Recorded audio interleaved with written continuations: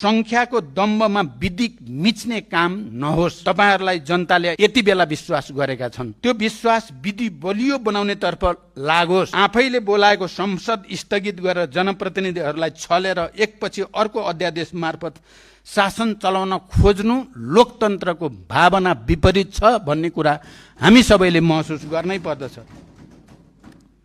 जसरी प्रतिशोधको गन्ध आउने गरी धरपकड सुरु गर्नुभयो, सरकारको आलोचना गर्नेहरूलाई थुन्ने काम गर्नुभयो, यो लोकतान्त्रिक पद्धति र प्रणालीका लागि स्वीकार्य पनि हुन सक्दैन।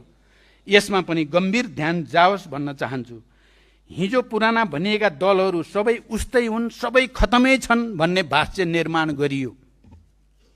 मैले यसबारे अघि नै भनिसकेँ, तर आज तपाईहरु पनि त्यही स्वेच्छाचारिता, प्रतिशोध, लोकतान्त्रिक मूल्यमा आघात गर्दै संसद छल्ने काम गर्नुभयो भने र सम्पत्ति विवरणबारे जनस्तरबाट प्रश्न उठेपछि त्यसको पारदर्शी जवाब दिनुको सट्टा त्यसबाट पन्छिन खोज्नुभयो भने तपाईहरुले हिजो भन्ने गरेका कुराहरूको औचित्य तपाईहरुले कसरी पुष्टि गर्न सक्नुहुन्छ, मलाई चिन्ता लागेको छ।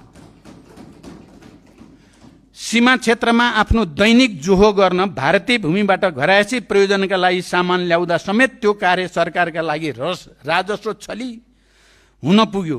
तर सीमाबाट हुँदै आएको ठूलो मात्राको तस्करी रोक्ने सरकारको रोडम्याप चाहिँ के हो प्रष्ट हुन सकेन। म सरकारसँग सभामुख महोदय मार्फत विशेष आग्रह गर्न चाहन्छु, तस्करी रोक्ने अरबको जो तस्करी सीमा वारपार हुने गरेको छ त्यसलाई रोकौं। 100 रुपैयाँको सामान सिमानामा बस्ने गरिब मधेसीहरूले ल्याए भनेर त्यसलाई रोक्न खोज्नु र एउटा चित्र मैले देखेँ। 1 दर्जन केरा ल्याउँदा सुरक्षा प्रहरीले कर तिर्न पर्छ भनेपछि त्यो केरालाई लात्ताले हानेर फालेको दृश्य कम दर्दनाक छैन भन्ने कुरा पनि म भन्न चाहन्छु। के साँझ बिहान छाक टार्न, दैनिक जीवन गुजारा गर्न सीमापारीबाट सामान ल्याएकै कारण नउठेको हो त राजस्व? निमुखा गरिब जनतालाई शास्ति दिएर मात्रै वृद्धि हुन्छ त राजस्व? निमुखा गरिब जनतालाई हामीले सरकारले सार्वजनिक गरेको रोड म्यापको स्वागत गरेका थियौं। म यो कुरा पनि यति बेला भन्न चाहन्छु।